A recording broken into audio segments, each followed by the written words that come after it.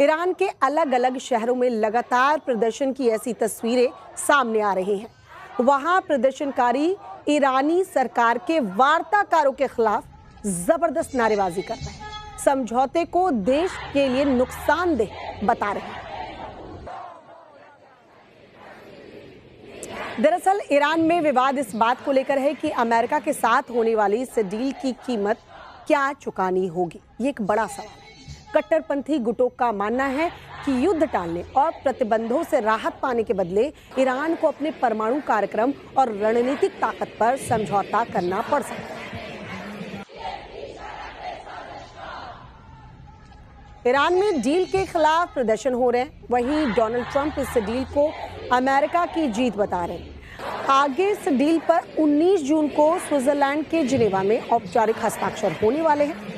राष्ट्रपति ट्रंप ने कहा है कि अमेरिकी डेलीगेशन की अगुवाई उपराष्ट्रपति जेडी वेंस करेंगे, लेकिन ईरान में प्रदर्शन के बाद इस बात की चर्चा जोरों पर है कि इस डील में कौन झुका और किसे फायदा हुआ। तो चलिए आपको डील से जुड़ी कुछ अहम जानकारी देते हैं, बातों को बताते हैं। पूरी कहानी क्या है जरा वो समझिए। युद्ध के दौरान हॉर्मूज स्ट्रेट को ईरान ने अपने सबसे बड़े हथियार के तौर पर इस्तेमाल किया। जी हाँ, हम सब ने देखा कि कैसे हॉर्मूज स्ट्रेट को लेकर ईरान ने क्या अपनी चाल चली। हॉर्मूज पर टोल लगाने की बात ईरान की तरफ से कही गई, लेकिन अब डील के तहत वो हॉर्मूज को पूरी तरह से आवाजाही के लिए खोल देगा, जो सिर्फ ईरान और अमेरिका के लिए नहीं बल्कि कह सकते हैं पूरे विश्व के लिए, सभी देशों के लिए बहुत जरूरी भी था। अमेरिका ने ईरानी बंदरगाहों से नेवल ब्लॉकेड हटाने की बात कही है और ये करना ही होगा, क्योंकि किस तरह से अमेरिका जो है वहां अड़ गया था वो भी हमने देखा। तो अब बंदरगाहों से नेवल ब्लॉकेड हटाना होगा। इसके साथ ही ईरान को उसकी फ्रीज संपत्तियों का एक छोटा सा हिस्सा वापस मिलेगा। हालांकि जो फ्रीज एसेट है धीरे धीरे करके, क्योंकि 60 दिन की वार्ता भी चलेगी, केवल सिग्नेचर होने से कुछ नहीं होगा। उसके बाद 60 डेज का कूलिंग पीरियड है, मतलब बातचीत होगी दोनों देशों के बीच। अमेरिका और ईरान के वार्ताकार जो है वो बैठेंगे, बातचीत करेंगे और इस 60 दिन में कुछ भी हो सकता है। यानी एमओयू तो साइन हो चुका है, लेकिन उसके बाद भी 60 दिन रखा गया। तो आप समझिए कि जो फ्रीज संपत्ति है ईरान की, उसे धीरे धीरे करके खोला जाएगा जब ये 60 दिन की बातचीत चल रही होगी। छोटा सा हिस्सा जो है वो पहले ही वापस कर दिया जाएगा, क्योंकि अभी आर्थिक हालात ईरान के क्या है वो भी देख रहे हैं, कितनी बर्बादी वहां भी हुई है। अमेरिका ने बिना न्यूक्लियर डील किए सैंक्शंस में भी ढील देने की बात कही है। मतलब न्यूक्लियर पर तो बात होगी ही होगी, वो डील जब सामने आएगी, जब हस्ताक्षर होंगे तभी पता चलेगा कि यूरेनियम को लेकर और न्यूक्लियर वेपन्स को लेकर क्या बातचीत हुई है, डील में क्या कुछ सिग्नेचर हुए। लेकिन सैंक्शन में भी ढील देने की बात कही गई है, जिससे कि ईरान को तत्काल आर्थिक राहत जरूर मिलेगी। लेकिन अमेरिका ने कहा है कि ये पूरी तौर पर कंप्लायंस यानी ईरान की परफॉर्मेंस पर निर्भर करेगा। ईरान को हाईली एनरिच्ड यूरेनियम स्टॉक को हटाने, एनरिचमेंट सीमित करने और अंतर्राष्ट्रीय परमाणु ऊर्जा एजेंसी की निगरानी को स्वीकार करना पड़ सकता है। अमेरिका ने जीरो एनरिचमेंट या पूर्ण डिसमेंटलमेंट की मांग को अभी टाल दिया है, कि पूरी तरह से तो नहीं कह सकते हैं कि आप एनरिचमेंट रखे ही ना, लेकिन अभी इस बात को टाला गया है। साफ तौर पर देखा जाए तो ईरान युद्ध से पहले के अपने दावों से पीछे हट गया है। ईरान ने कहा था कि वो एनरिचमेंट का अधिकार कभी नहीं छोड़ेगा, लेकिन अब उस पर भी ईरान मानता हुआ नजर आ रहा है। ईरान की सबसे बड़ी ताकत मिडिल ईस्ट में मौजूद उसकी प्रॉक्सी सेना है, लेकिन इस नई डील के तहत उसे हिजबुल्लाह जैसे अपनी प्रॉक्सीज के लिए लड़ना बंद करना पड़ेगा। हालांकि अमेरिका ने हर मोर्चे पर पूर्ण युद्ध समाप्ति पर सहमति दे दी है। यानी हिजबुल्लाह पर भी जो अटैक हो रहे थे इजराइल की तरफ से, सीरिया को पहले ही चेतावनी दे दी है, भाई समझाओ, हिजबुल्लाह को कंट्रोल में करो। और इजराइल को भी चेता दिया है कि बेरूत पर हमला ये तो मान्य नहीं है और ये नहीं होना चाहिए था, लेकिन इजराइल ने इसे मानने से इनकार कर दिया है।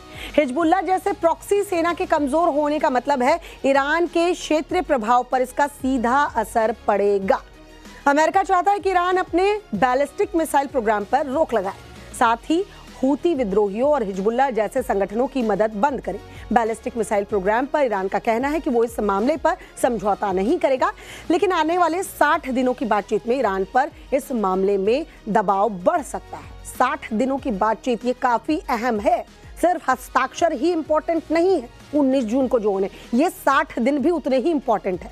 ईरान अमेरिका डील की सभी शर्तों पर गौर किया जाए तो ईरान झुकता हुआ नजर आ रहा है। युद्ध और सैंक्शन से उसकी अर्थव्यवस्था बुरी तरह से प्रभावित है। हॉर्मुज खोलना, नेवल ब्लॉकेट हटवाना और न्यूक्लियर कंसेशंस उसके लिए मजबूरी बने हैं। लेकिन एक बात और माननी पड़े कि ट्रंप ईरान को सरेंडर कराने में नाकाम रहे हैं। एक तरफ ईरान अमेरिका में डील की खबर है, दूसरी तरफ इजराइल भी इस डील का विरोध कर रहा है। मतलब ईरान के भीतर तो विरोध हो ही रहा है, नारेबाजी हो ही रही है, इजराइल भी विरोध कर रहा है इस डील का। इस डील में सबसे बड़ी अड़चन जो है लेबनान है, जहां इजराइल की कार्रवाई अभी भी जारी है। किस तरह से अटैक्स किए जा रहे हैं लेबनान के ऊपर, वो तस्वीरें भी सामने आ रही हैं, हमने दिखाया भी आपको।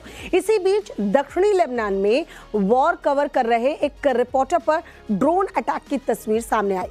पत्रकार हादी ने दावा किया कि रिपोर्टिंग के दौरान एक इजरायली ड्रोन ने जानबूझकर उन्हें निशाना बनाया, जिससे कि उन्हें 6 जगह चोट आई है।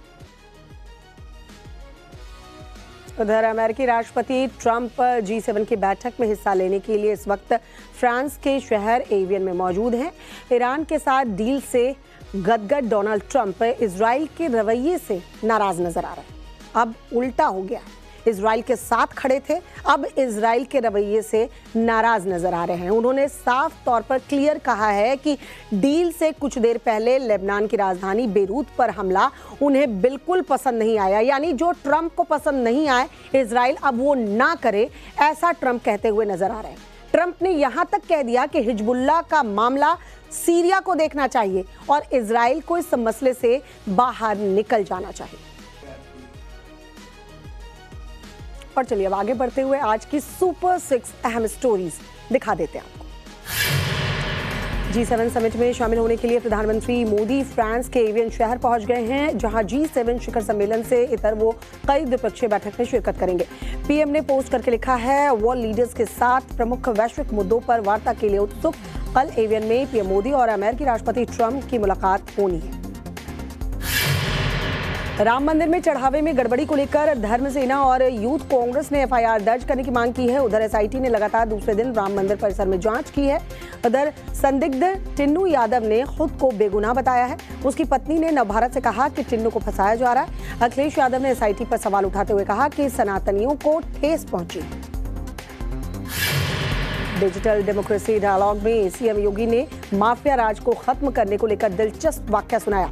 सीएम योगी ने कहा कि माफिया का सफाया मेरा प्रिय विषय है। लखनऊ में एक माफिया ने एयरपोर्ट के पास की जमीन पर कब्जा कर लिया था। हमने वहां बुलडोजर भेजा तो माफिया ने तुरंत सरेंडर कर दिया और कहा कि पूरी जमीन सरकार को हैंडओवर कर रहा। एआईएमआईएम चीफ असदुद्दीन ओवैसी के यूपी दौरे से अखिलेश यादव असहज महसूस कर रहे हैं। ओवैसी का नाम लिए बगैर उन्होंने तंज कसते हुए कहा कि बहुत सारे ऐसे लोग हैं जो बीजेपी को लाभ पहुंच जाते हैं। अखिलेश ने कहा, ऐसी बहुत सारी ताकतें आएंगी लेकिन लोगों को इस बारे में सोचना पड़ेगा। अखिलेश ने यह भी कहा कि यूपी में समाजवादी पार्टी इंडी गठबंधन में रहते हुए चुनाव लड़ेगी। ऑपरेशन टाइगर की सुगबुगाहट के बीच उद्धव ठाकरे ने अब विधायकों की बैठक बुलाई है। शिवसेना यूबीटी के 6 सांसदों के शिंदे गुट के संपर्क में होने की खबर सामने आ रही है। सूत्रों के मुताबिक उद्धव ने सांसदों से कहा, जो जाना चाहते हैं जा सकते हैं, लेकिन उन्हें बाद में पछतावा होगा। उधर एकनाथ शिंदे चुप्पी साधे हुए हैं तो संजय राउत ने कहा, जो पार्टी को तोड़ेगा उसे लोग जूते मारेंगे। टीएमसी के बागी गुट की आज दिल्ली में चहलकदमी देखने को मिली। काकोली घोष और रचना बनर्जी ने बंगाल बीजेपी प्रभारी भूपेंद्र यादव से मुलाकात की। रचना बनर्जी ने लोकसभा के महासचिव से मिलकर एक पत्र भी सौंपा है। उधर स्पीकर ने ममता गुट को मिलने के लिए बुलाया है। दोनों पक्षों को सुनने के बाद ही कोई फैसला लिया जाएगा।